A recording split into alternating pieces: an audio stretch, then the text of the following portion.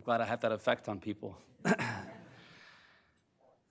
Good morning and welcome to all of you, particularly thanks to coming for an in-person event here on a Friday morning to Hudson Institute when it's a scalding 95 degrees out. It's great to see you all. I'd like to also welcome those of you who are watching on our streaming service online at hudson.org. And those of you who are tuned in across the country via C-SPAN, welcome to Hudson Institute. And today's event, the Black Sea region as a global inflection point, featuring the Foreign Minister of Romania, Luminiţa Odobescu. Madam Minister, in 2004, your predecessor, now Deputy Secretary General of NATO, Mircea Joana, at the accession of Romania to NATO, said that his nation, Romania, is a European country with a transatlantic vocation. And you really have lived that vocation. Your forces have served alongside American troops in Iraq and Afghanistan, taking 30 casualties, 30 killed in action, many more casualties in both of those conflicts. You remain one of the largest donors with troop presence in the Kosovo force, helping stability in the Balkans, and you have taken burden sharing seriously. Just this week, Secretary General Stoltenberg and President Biden presented a new report on burden sharing. Romania has hit 2.25% of GDP on defense, and 30% of those defense spending numbers have gone to equipment, both meeting the Wales Pledge of 2014, and we thank you for your commitment to burden sharing. Of course, as a border state to Ukraine, you've also played a leading role in supporting Ukraine, and for all those reasons, I think your president in May described really the relationship with the United States as a strategic partnership that's never been healthier. I'd like to also think that the relationship between Hudson Institute and Romania has never been healthier. And we thank you very much for your close partnership and your embassy's work with our team here in Washington. In April, we had the great honor of partnering with your embassy on the Hudson Central and Eastern Europe Strategy Summit, and your ambassador was gracious enough to open up his home for a closing dinner of Central and Eastern European officials and American private sector attendees and public intellectuals. But we don't just do events, ma'am, we also do publications. And so allow me to plug very briefly a major report that Hudson Institute Senior Fellow Matt Boyce, along with George Scutaro from Romania's New Strategy Center, of course, based in Bucharest, and the new Geopolitics Research Network in Ukraine published in April, The Battle for the Black Sea is Not Over. There are a few copies outside, and if you aren't able to get a copy outside because you are watching this at home or from your office, you can navigate to hudson.org. The Battle for the Black Sea is Not Over. It's rare to meet with the Romanian delegation that doesn't bring up the fate of Moldova, and so I thought I would also pitch a new policy memo that my colleague Luke Coffey and I have put together and released just this week, how the U.S. can beat the Kremlin in Moldova. It's also on hudson.org, and it's so hot off the presses that, in fact, it isn't off the presses. I just printed this off online. It's very recent and current. I see Brian Garfield, who helped edit this memo here today. Welcome, Brian. Thanks to all of you who participated in this work, and scholarship and writing is, of course, at the centerpiece of Hudson's work. With that, let me just say a word or two about you, Madam Minister. You have served as Foreign Minister since June 2023, and most recently before that as Presidential Advisor from November 2021 to June 2023. You've served your country in a number of different roles throughout your career, including to help shepherd the chapters on energy, economy, and monetary union, taxation, and trade during Romania's accession to negotiate European Union membership, and of course, more recently helping manage the first Romanian presidency of the Council of the EU in 2019. We're absolutely delighted to have you here in person. Last time it was virtually, and after a few opening remarks, which you'll make from the podium, you'll sit down with our very own Jamie Fly, Senior Fellow here, who many of you will know from his previous work as President and CEO of Radio Free Europe, Radio Liberty in Prague, and before that, as National Security Advisor to Senator Rubio. Madam Minister, the floor is yours, and thereafter, Jamie, Madam Minister, will have a fireside chat. Thanks so much for being here.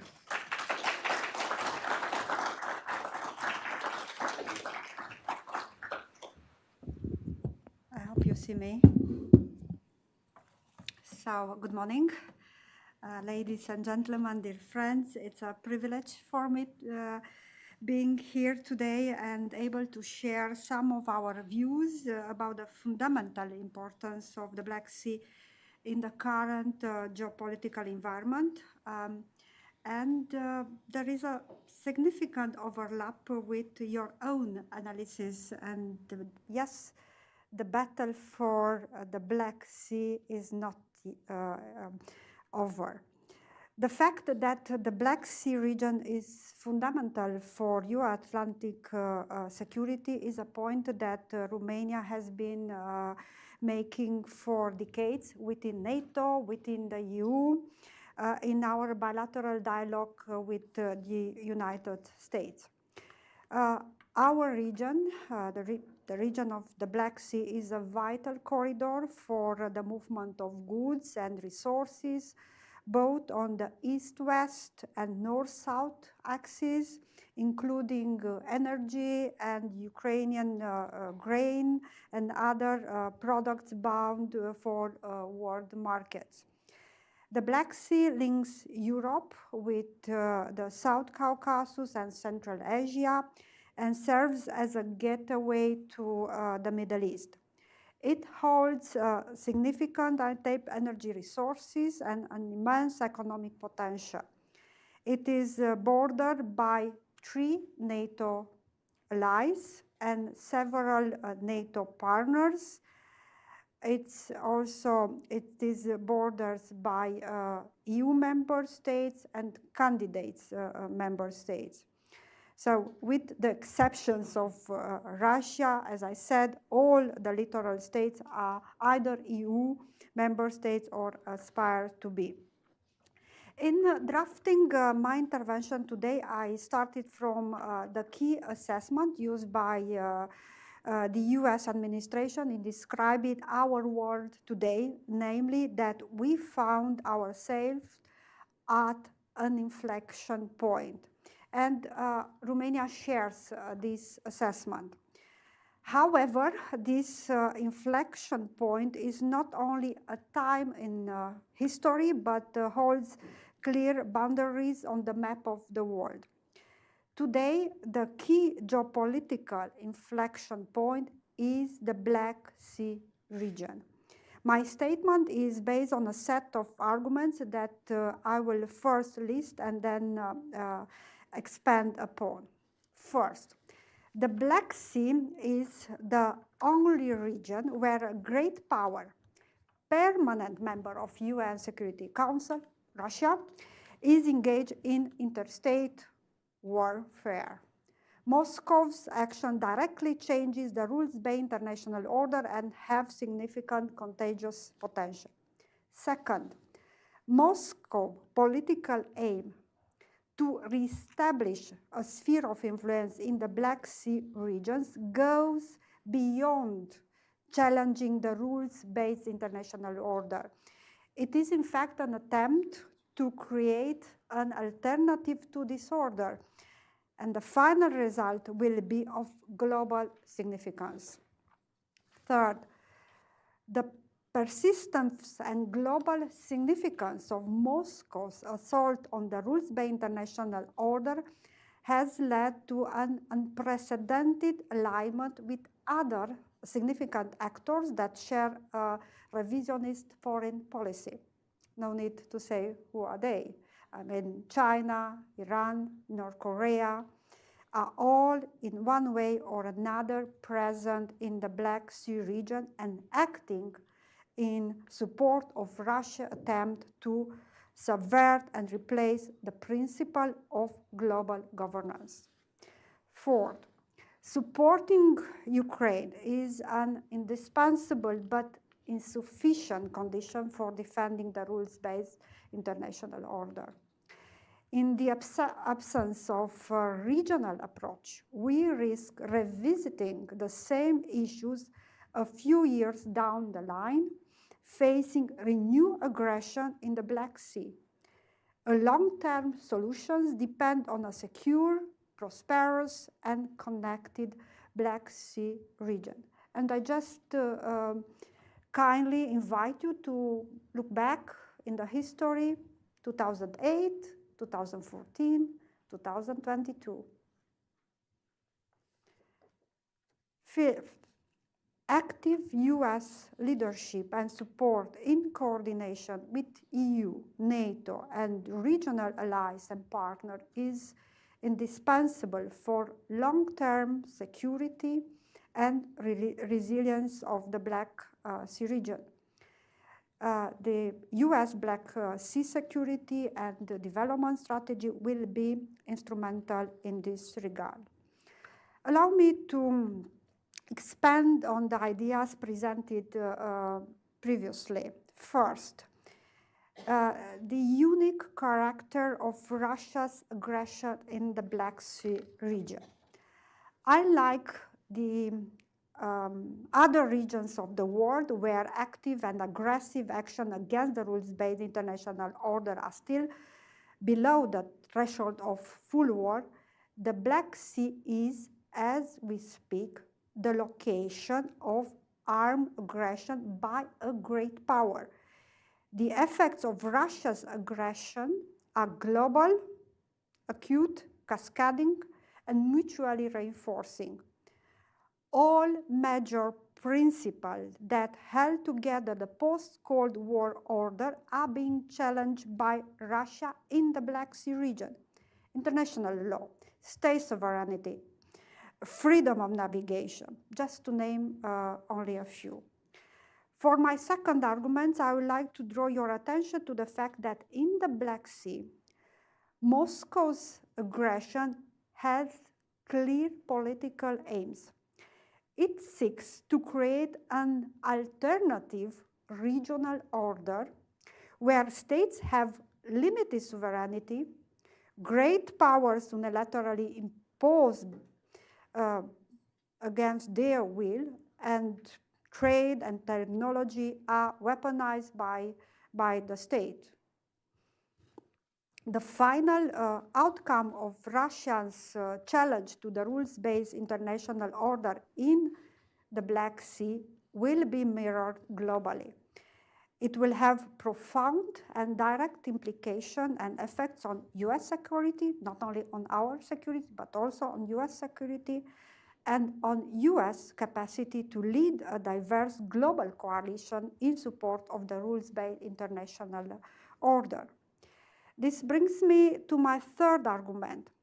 As the Russia aggressions against Ukraine continues, all major actors currently challenging the rules-based international order have gradually aligned and have a simultaneous active involvement in the Black Sea region in support of the Russian aggression.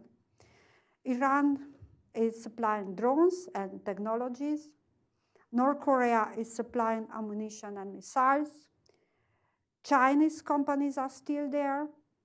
So, yes, they are all present in the Black Sea. They leverage shared challenges such as energy, food, and technology dependencies, climate change, sanitary vulnerabilities, or the fight against inflation or corruption, and their presence creates consequences regionally and for global competition. In our view, the Black Sea region is a textbook case of how the challenges listed in the current US national security strategy intersect. We have national competitors aligning in support of aggression, including by leveraging shared challenges in pursuit of their revisionist goal. So this alignment is a key development.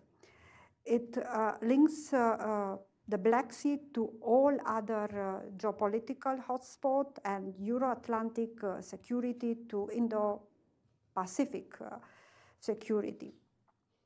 Helping Ukraine is an indispensable condition for defending the international rule or order. However, it is not enough. In the absence of a regional approach, we risk, as I said, revisiting the same issues a few years down the line, facing renewed aggression in the Black Sea. as long as Russia is willing and able to directly change international norms, other powers will remain aligned with this effort and enable Russia's attempts. To avoid this scenario, we need to shape the regional environment in a way that makes it impossible for Moscow to renew its aggressive policies. This brings me to my final point, achieving a secure and resilient Black Sea regions, which requires an active, predictable US involvement and support, coordinated, of course, with us, with the EU and NATO, and regional allies and partners.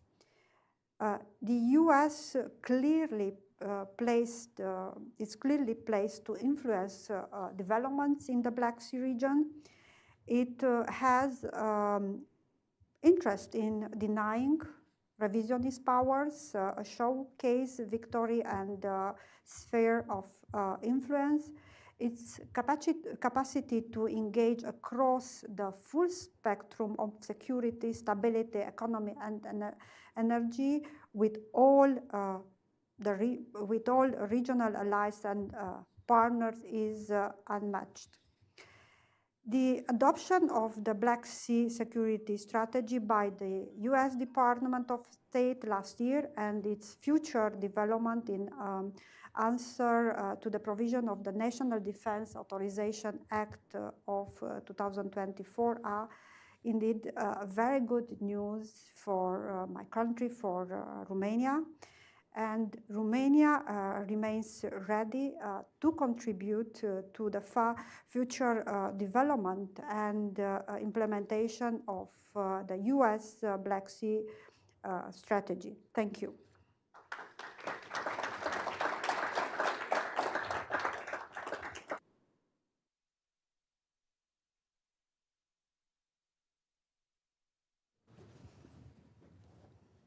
Thank you, Madam Foreign Minister, for that great overview. And I especially liked your framing of the need for a secure, prosperous, and connected Black Sea region. And so in my conversation here with you, I think I want to make sure we touch on all of those three elements.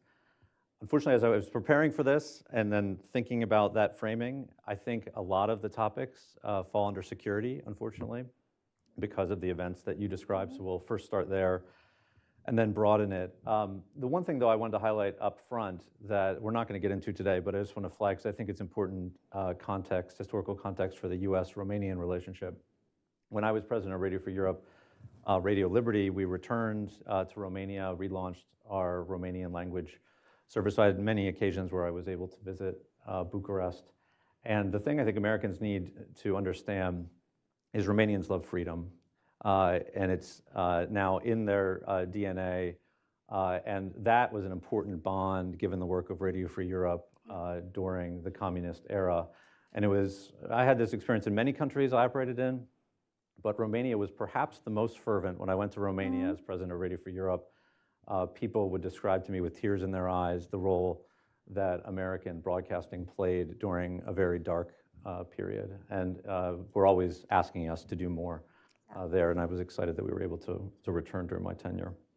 And I think that relates to why Romania now has staked out such a clear leadership role in the region, advancing the values that US programming certainly represented during that time. So it's great to be with you. So maybe I'll start broadly just with the state of the US-Romania relationship, which you kind of touched on at the end. But I was struck by your note that US engagement needs to be basically reliable, predictable, and not to get partisan or make you say anything too undiplomatic, but the US is always distracted. And even though the US is very engaged in support of Ukraine right now, China is a growing challenge, drawing attention in this city. What's your blunt assessment of the US-Romanian relationship? What more would you like to see from the US, not just from an administration, but from US private sector and from the Congress Give us a sense of what your conversations have been about on those topics during your visit here. Thank you for the question. May I start with revealing a secret? When I was very young, I was listening with my family, the Radio Free Europe. And always my parents say, don't tell anyone that, you know. But really, it was a voice of freedom for Romanians. So, yes, you did a great job. Well, you know that we are celebrating this year 27 of a strategic partnership with US. Very important for Romania, because Romania is not only a European country, very pro-European country, but it's also a strong partner of US. And in fact, the strategic partnership we have with US is one of our foreign policy pillars. So it's guiding our foreign policy. The bilateral relations is really important for Romania, especially in the current context when we face an illegal, unexpected war of aggression at our border, because Romania has the longest land border with Ukraine. And Ukraine is our partner, is our neighbor, and of course priority is to focus on our support in strong coordination with US, but also with the other allies. We have a very strong coordination and cooperation in a lot of areas. Security first, because as I said, as NATO allies, we face this challenge with the war of aggression, but not only in the economic field, in energy, people-to-people contacts. Yesterday, I attended the economic fora organized by AmCham, where we discussed and I presented the economic opportunities offered by Romania to the American companies. We are grateful to the US for the military presence in Romania, very important in the current context, and all this coordination necessary in the current situation.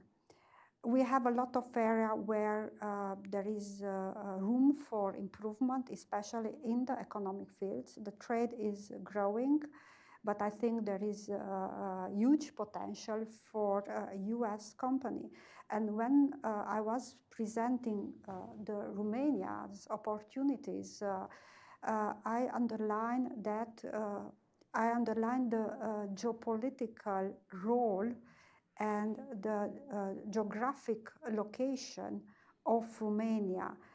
Exactly what I said in my intervention about the Black Sea.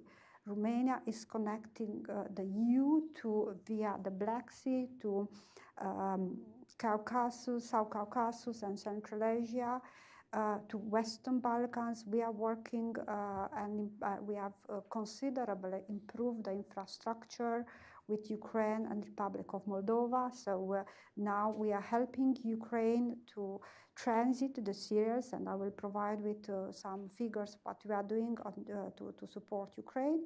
But this infrastructure is also used in relation with strengthening the cooperation with the two countries. So as member of the EU, we have a stable legislation. We are also member of NATO. This year we are celebrating 20 years of being a NATO member. We are in process of adhering to the OECD. So I think all the ingredients are there. We are hard worker, nice people, you know, and I think this is really important, I think, and especially now where we need to strengthen the cooperation. And I think, as I said, Romania has all the ingredients for being an important destination for the US investment. especially in fields like defense, for instance, because you know, we are all focusing now on increasing the defense production, but not only in artificial intelligence, IT. I imagine that there are a lot of young Romanians working in US companies. So, and also we have a lot of US companies in the high-tech sector in Romania using where our teenagers and students work there. So I think there is a lot of potential to expand our cooperation. We have these projects, big projects. So I can speak for hours. So it shows how dense and important is the bilateral relation with the US. We have these important projects in energy, nuclear energy, the development and or expansion of the nuclear power plant in Chernavoda, but also this pilot projects of small modular reactors. So yes, there is a lot to work together, a lot of opportunities, and it's important that we had and we have today this strategic dialogue where we discuss and the ways to strengthening the bilateral cooperation. Well, let's pick up on your comment about Ukraine, which I want to spend some time on, and start with what you referenced. I think it would be important for a US audience to hear more about what Romania is doing to assist Ukraine, but then maybe also if you could talk a little bit about the impact of the war on Romanians, which I think is something, having moved from Central Europe back to the US about a year ago, was something that I was surprised when I got here. I don't think most Americans just have thought through having a war next door to you, the refugee impact, the economic impact, the energy impact, and how it's affected the day-to-day lives of all of your citizens. So talk both about your assistance to Ukraine, but then also what the war's impact has been on Romanians at home. So Romania supported Ukraine from the very beginning of this war. Why? Because what Russia did is illegally, unexpected, unprovoked. So, Ukraine is our neighbor, is our partner, and it's really important to support and to continue to support them. It is a principal position of Romania and of Romanians. Romanians from the very beginning received with open arms the Ukrainians. Until now, more than 6 million of Ukrainians crossed the borders of Romania. Of course, not all of them remained on our territory. Around 80,000 Ukrainians are now in Romania. They are benefiting from temporary protection, meaning they have access to school, to health care, to jobs. So they have all the protection, necessary protection. In addition to that, we have helped Ukraine to transit the grains. Very important because they need financial resources for their budget. Since the Black Sea Grain Initiative was over last year, Romania stepped in and invested a lot in the infrastructure, road, rail, using the Danube and the Black Sea Constanza to help Ukraine to transit its cereals. And until now, 37 million of tons of cereals have transited Romania. It's a lot. It's 70% of the cereal transiting the so-called solidarity lanes. Solidarity lanes, there are couloirs we put in place with European Commission and with US in strong coordination with US in order to support the transit of the Syrians. So 37, this is the figure. So we invested a lot in the infrastructure, which of course could be used in the future in the process of reconstruction of Ukraine. We are protecting their ships through our territorial water. We have concluded an agreement with Turkey and Bulgaria for demining the Black Sea and in order to ensure the free navigation, because Russia is, as I said, is challenging everything in the Black Sea, and the reality is that the war is in the Black Sea or around the Black Sea. So, and in addition to that, of course, we have the F-16 training hub, training Ukraine and of course our pilots, but also Ukrainian pilots.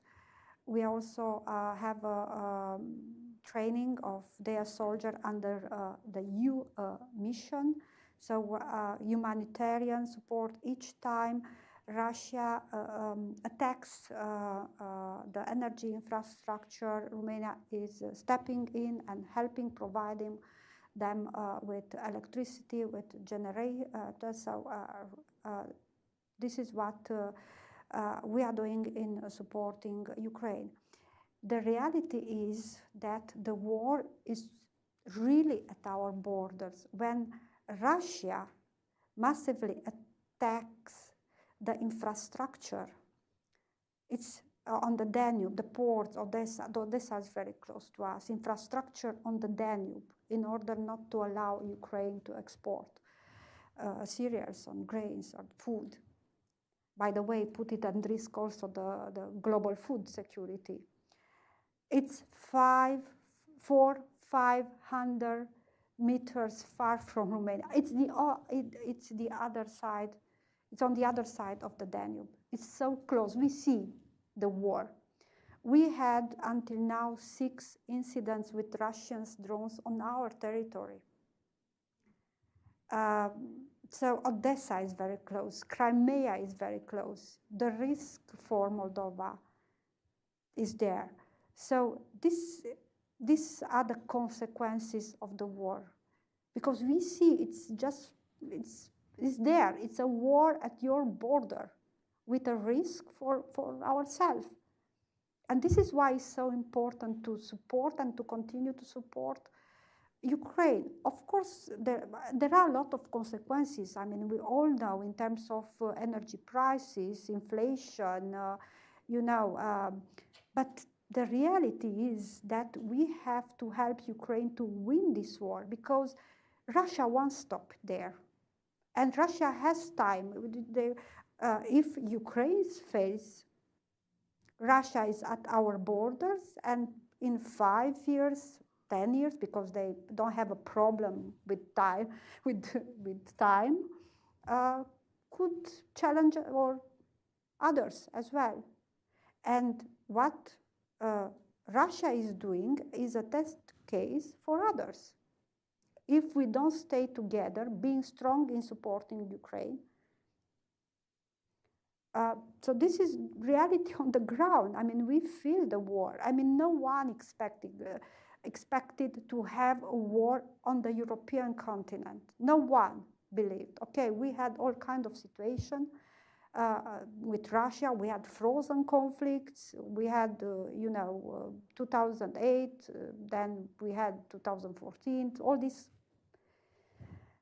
situations, but no one expected a war on the European continent. I thought when, after the revolution, after joining NATO, after joining EU, our focus was on prosperity or having our people moving around, different. Now, it's also our responsibility to support. It's a joint responsibility to support Ukraine to end this war. So this is the way we see. This is so important to explain what's the situation. It seems maybe far away and could give the impression that, this war is the war between Ukraine and Russia. It is not. It has regional, European, and global consequences for all of us. Because it's about, of course, security in our region, in the Black Sea, but it's about the Euro-Atlantic security, because it's challenging, as I said, the rule-based international order. What they have in mind, or they had in mind and continue to have in mind, is to go back to these spheres of influence. I was born during the communist time. I really don't want to go back there.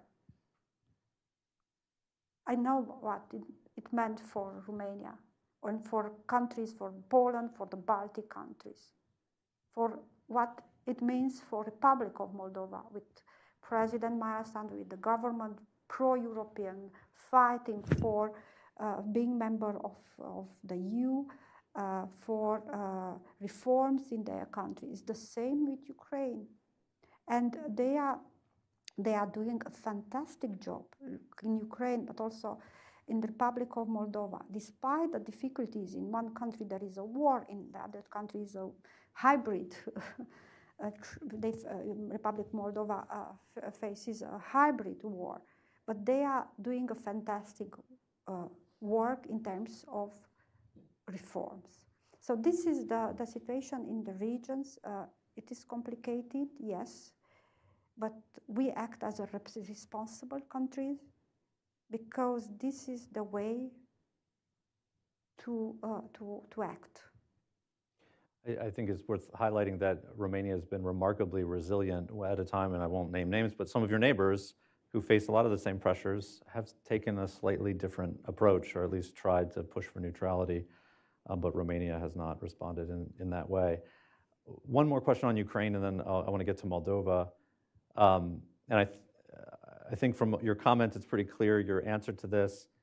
But what do you say to those in the US now? Because we have a very vociferous debate here about the future of US support to Ukraine, and about where this, after almost 2.5 years, where this war will lead, how it will end.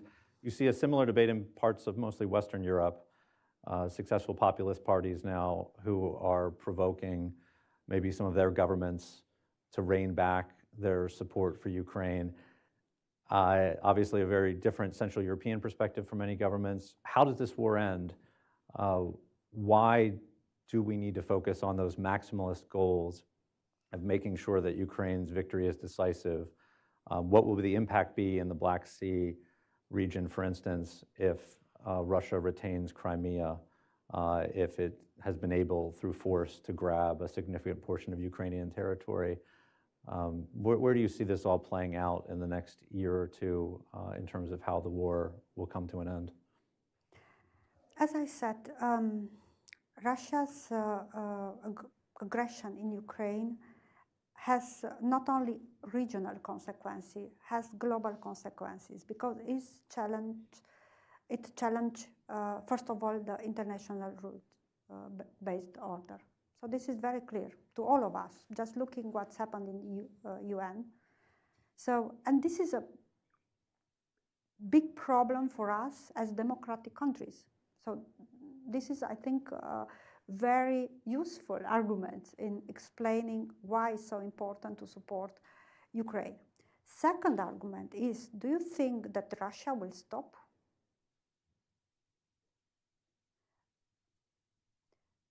Third argument, as I said, a lot of friends of Russia or partners of Russia are with Russia in Ukraine, supporting Russia in Ukraine.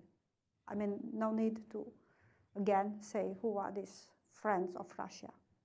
Supplying with ammunition, missiles, drones, helping Russia in Ukraine, yeah? Then, as I said, it seems far away. It is not, because what happens there has consequences on Euro-Atlantic security. We are member of NATO. Eastern flank is there. Romania, Poland, Baltics, all the countries in the eastern flank. Challenging us, it means challenging NATO. Yeah? So it's really important for all of us to stay together. And Russia will use this war in Ukraine as a test case. And others will look at what Russia is doing in Ukraine. If Russia succeeds, it means that, I don't know, other leaders or dictators can do it the same over the night, unexpected, illegally, just doing the same. So this is so important for us as democratic countries to stay together to support Ukraine. Because it's not only, as I said, about the regional approach or the regional situation in the Black Sea. And Black Sea is really a very important, if you look at all the connections, very important region. So it has consequences on US, on security of US. Let's turn to Moldova, which you referenced, but I think it's important to highlight because obviously Moldova facing significant pressure, already partially occupied by Russian forces, a lot of political media pressure on Moldovan society. And you mentioned the Sandu government's reforms. We have elections in Moldova later this year, which are almost being teed up to be a referendum on Moldova's European future. What are your thoughts about how the coming months will play out, and can we avoid the worst case scenarios? I know there's also been security concerns even about an escalation by the Russians in Moldova, some proposals from Macron and others to maybe even send some sort of security advisors to the Sandu government. What are your predictions for the next 6 months in Moldova? Republic of Moldova is a very important partner for Romania, and our support for Republic of Moldova is really very important, strong.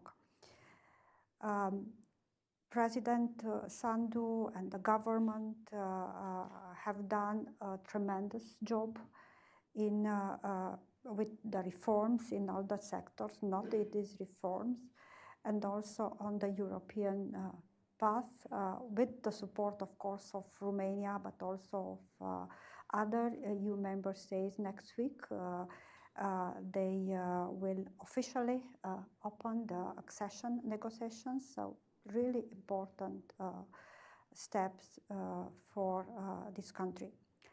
But the reality is that Republic of Moldova remains very vulnerable in front of the hybrid threats of Russia. Russia is not happy with what's going on in the Republic of Moldova. Russia doesn't want to have a European Republic of Moldova.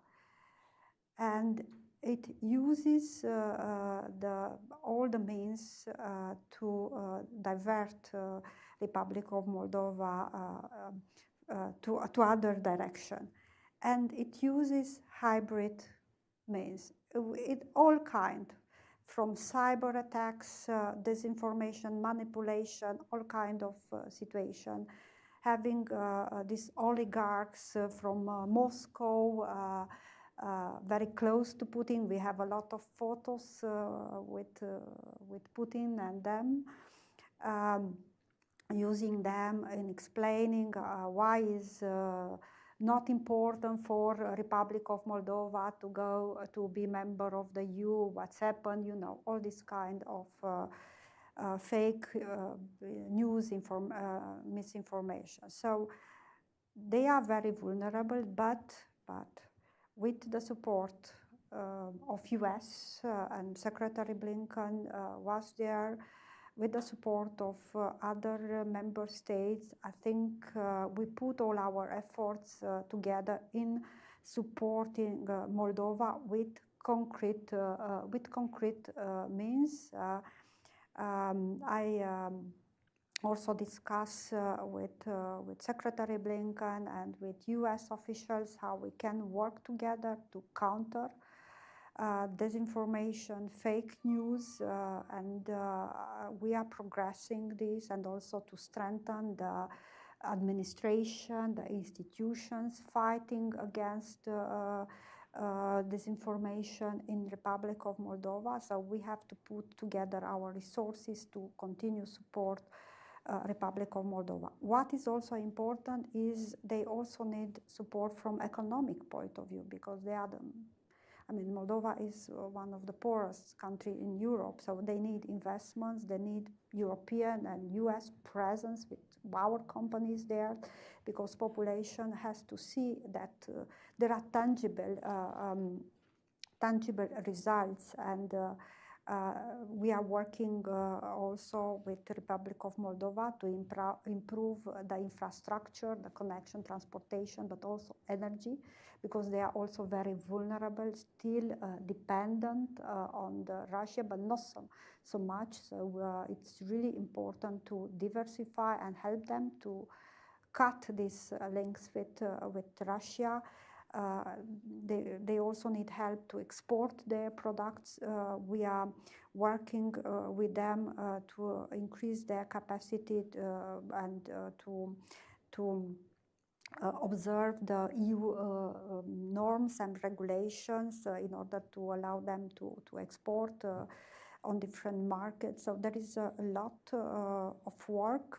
It's really important for the democratic pro-European government and for President Sandu to continue not only vocal support but concrete support for this country.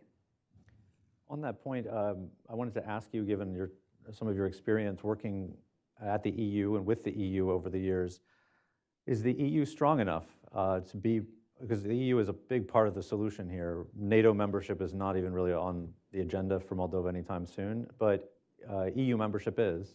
Yeah. And they're about to start accession talks, and a lot of it's creating those economic opportunities. When you visit Chisinau, I'm always struck, a lot of young Moldovans just leave. There's nothing, there's no jobs, there's no opportunity at home, and the EU membership would go a long way. But is there enough unity within the EU about this question, not just for Moldova ultimately, but it'll come up for Ukraine and then also the Western Balkans? Can the EU chart that forward-looking path in the coming years to be an ultimate goal for countries like Moldova? Well, I think EU is strong enough, despite some, difficulties and long negotiations we had in EU, or some difference among us, or different opinions. At the end of the day, we succeeded to take historical decision in relation with Ukraine and Republic of Moldova. Frankly speaking, no one expected to last year to move forward with this really historical decision for Ukraine and Republic of Moldova. And we took this important decision, and we have a lot of instruments to support them to start the integration in the internal market, to participate in different EU programs. We have the macro financial assistance, very necessary for the budget, both in Ukraine, and we have the facility for Ukraine, and also we have microfinancial assistance for Republic of Moldova. We have the free trade agreements. We are now working with the support of EU, with using the EU funds to invest in the infrastructure, in connectivity, linking practically, improving the connectivity between Romania, Republic of Moldova, and Ukraine. So yes, of course, as I said, the decision-making process is not always easy in a big family. But at the end of the day, we have been able to take really important decisions, geostrategic, I would say, decisions. So we will continue to do so. It's the same with the Western Balkans. enlargement is a merit-based process. So it's also based by the reforms done by these countries. And I said before, just look what Ukraine and the Republic of Moldova are doing in terms of the reform. Of course, with our support, for instance, we also we have training session for colleagues from both Kiev and Chisinau administrations. We help them with transposition of the EU legislation. We have, for instance, in Chisinau, high-level advisors working with several ministries in order to support their efforts in the integration. It's the same with Ukraine. We organize, for instance, for local administration seminars in order to help them how to prepare projects using EU money. So, and it's not only Romania. We are doing this in coordination with other member states. So yes, I think it's strong enough. We, as I said, not always easy with decision making because, as I said, big family. But at the end of the day, we are able to move forward, and this is really important. I think Romania has experienced some of that slowness too, even with the Schengen accession, which as a former frequent traveler to Romania, Romania joined the Schengen zone several months ago. So Romanians now it's much easier to move around within the rest of the EU, despite many years of those discussions.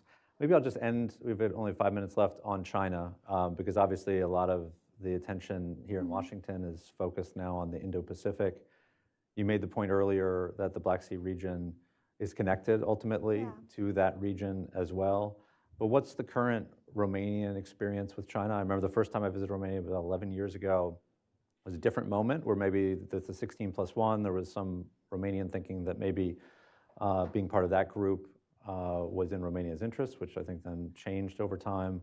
But how do you look at China? How do you see China trying to influence both your economic trajectory as well as act politically in the Black Sea region? What should we be aware of here in Washington? Romania had traditionally, I mean, a good relation with China. So, but of course, we have to take into consideration the new reality, and we align ourselves with the EU approach towards China, but also with NATO approach, because also we discuss China and especially in the current global context within NATO and in strong coordination with US. We is an important trade partner for Romania. It's true that deficit is quite high, so we still have to work on the other side to reduce the deficit. But as I said, we really have the same approach as EU has, looking at China from different angles, from as a competitors and in some fields quite a partner, for instance, in climate change. What we try now to do is really to support the so-called outreaching efforts of other partners in discussing and explaining to China what's going on in our region, what are the consequences of the war in Ukraine on us. This is in fact effort Romania is undertaking not only in relation with China, but also in relation with African or Latin American countries to explain, being a neighbor of Ukraine, to explain what's going on in our region, what are the consequences of the war of aggression.